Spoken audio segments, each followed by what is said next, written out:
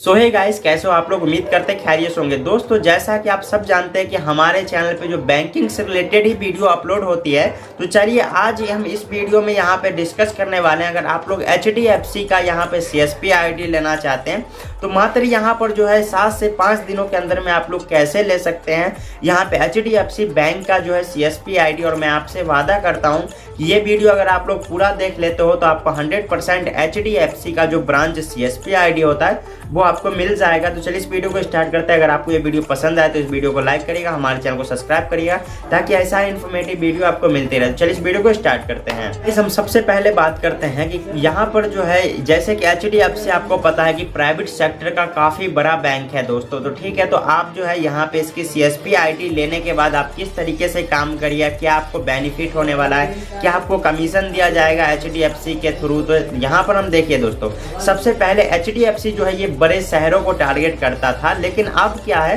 कि ये छोटे छोटे विलेजों को टारगेट करता है।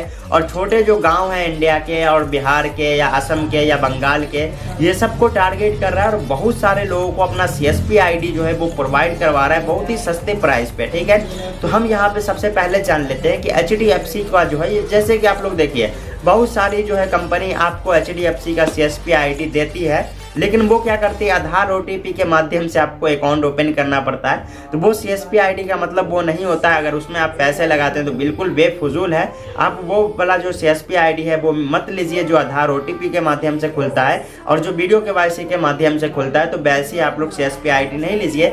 हम यहाँ पर जो बात कर रहे हैं बायोमेट्रिक लगा के, जो एट द रेट बहुत सारी कंपनी जैसे कि यहाँ पे स्टेट बैंक ऑफ इंडिया का एक सेटअप होता है और यहाँ पे जो ग्राहक सेवा केंद्र होता है बैंक ऑफ बड़ौदा का जो एक सेटअप होता है CSP होता है, तो वैसा ही आप लोग HDFC का यहाँ पर, ये मेरा पर्सनल एक्सपीरियंस है दोस्तों। मेरे जो है घर के अंदर ही मेरे रिलेटिव ही यहाँ पर जो HDFC का यहाँ पर जो है मिनी ब्रांच चला रहे हैं और उनको जो है CSP ID मिला हुआ है। तो उनको कैसे मिला ये हम आपको बता देते हैं सबसे पहले। ठीक है, आपका डॉक्यूमेंट क्राइटेरिया क्या लगेगा ये मैं आगे आने वाले वीडियो में अभी मैं बता दूंगा आगे चल के। तो यहाँ पर सबसे पहले हम जान लेते हैं कि आप HDFC का अगर CSP ID लेते हो तो सबसे पहले आपको जो वो कौन सी बेनिफिट है जो आप कस्टमर को प्रोवाइड करोगे और आपको क्या बेनिफिट होगा। देखिए दोस्तों, जैसा कि आप सब जानते हैं HDFC में 0 बैलेंस से अकाउंट ओपन नहीं होता है। ठीक है, लेकिन दोस्तों यहाँ पर देखिए 2500 से जो पहला बैंक अकाउंट ओपन होता है HDFC का, वो 2500 रुपए मैक्सिमम यहाँ पे आपको रखने ही पड़ते हैं अपने बैंक अकाउंट के अंदर, तभी आप अकाउंट को ओपन कर सकते हैं।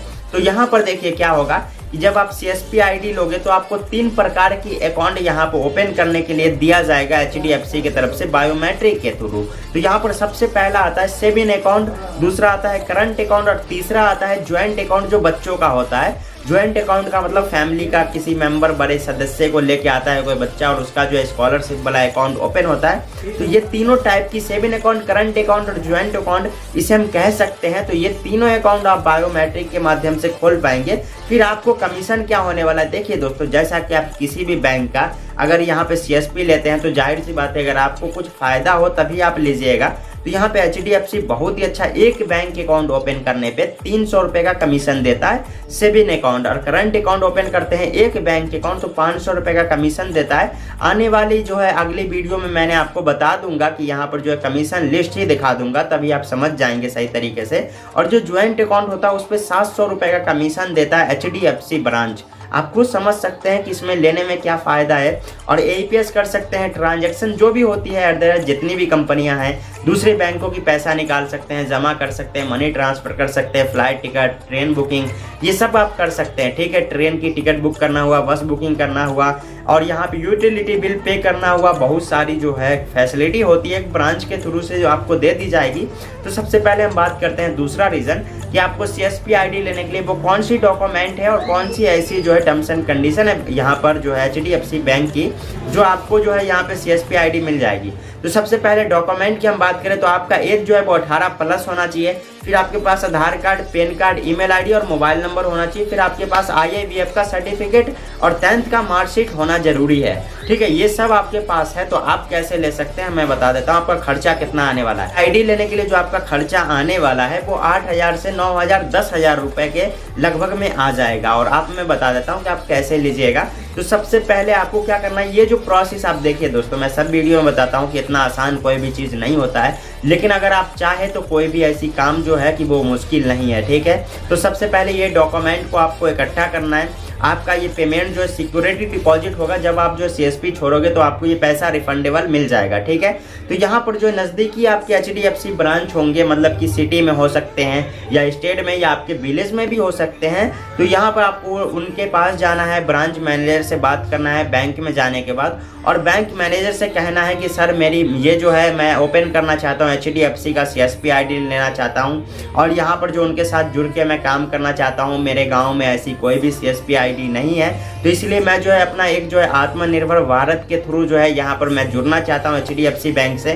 तो वो जो है देखिए, मेरा ये पर्सनल एक्सपीरियंस है क्योंकि मेरे फैमिली और रिलेटिव ही इसका इस्तेमाल करते हैं। तो मैं आपको बता देता हूँ सबसे पहले कि वो जो है भाई साहब जो मेरे हैं वो ब्रांच में गए, ब्रांच में जाने के बाद जो है वहाँ पे बात की और ये सब डॉक्यूमेंट उनको दिए, और सर जो वहाँ पर मैनेजर थे, मैनेजर ने वहाँ पे 10,000 रुपये सिक्योरिटी डिपॉजिट के तौर पे जमा किया और 7 से 5 दिनों के अंदर में उनको एक ID पासवर्ड दे दिया। याद रखो दोस्तों, आपके पास जो है लैपटॉप होना चाहिए, प्रिंटर और यहाँ पर जो है बायोमेट्रिक डिवाइस और इंटरनेट कनेक्शन ये सब होना चाहिए। प्रॉपर आपके पास सेटअप भी होना चाहिए जहाँ पे एक ऑपरेट करोगे आप यहाँ पे CSP ID HDFC बैंक की।